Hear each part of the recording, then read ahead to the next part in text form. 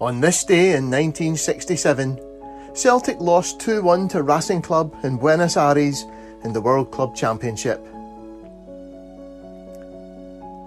Voices had already been raised within the club that Celtic should not travel to Argentina for the second leg of their World Club Championship match against Racing Club after the thuggery of the Argentinians at Hampden in the first match. But Jock Stein was determined that this opportunity to become world champions would not be passed up. Ger Henderson wrote in the Evening Times the day after the first leg, "What will happen to Celtic in Argentina, I shudder to think. At least they have been forewarned."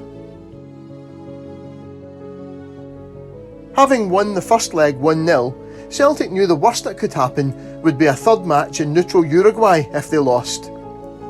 The aggregate score was of no consequence in this series. Celtic had 2 points for their win, and even if Racing were to win by 2 goals or more, that would leave both on 2 points, with a play-off match required to split them. Both sides had injury problems before the match, Celtic missing Bertie Auld, who had a cut ankle from Saturday's League Cup final win over Dundee, while Racing defender Miguel Angel Mori was taken to hospital the day before after an allergic reaction to a pain-killing injection for an ankle injury.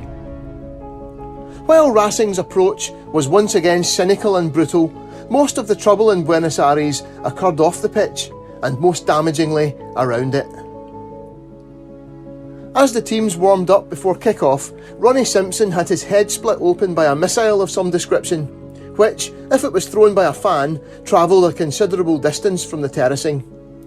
Such was the force of the blow, it must have come from one of the assortment of photographers, ball boys and stewards directly behind the goal.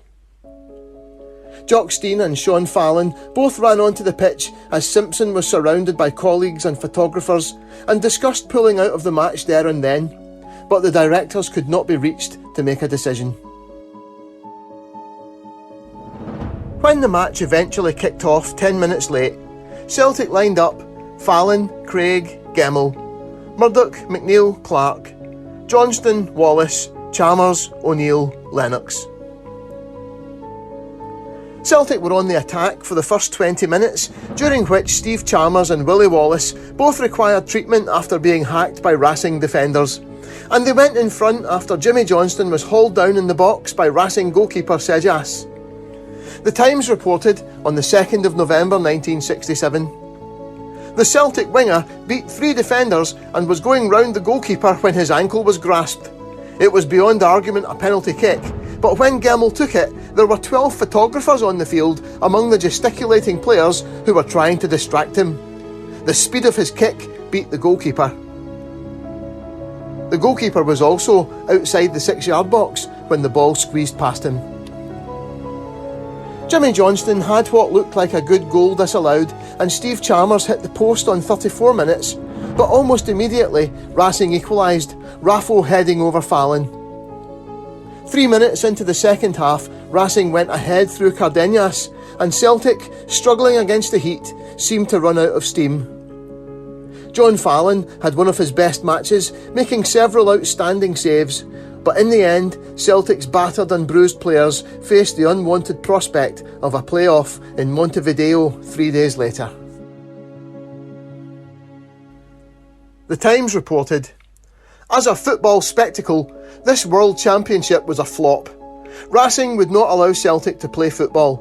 They had little to offer themselves that was creative. Celtic lost the match, but they astonished the neutrals present by their discipline and self-control. Not once, in spite of terrible provocation, did they show dissent or annoyance. They accepted all the cold-blooded punishment a Uruguayan referee allowed Racing to administer with a dignity that was almost beyond belief." With the benefit of hindsight, it would have been better for Celtic to have gone straight home, as Bob Kelly wanted, with that dignity intact.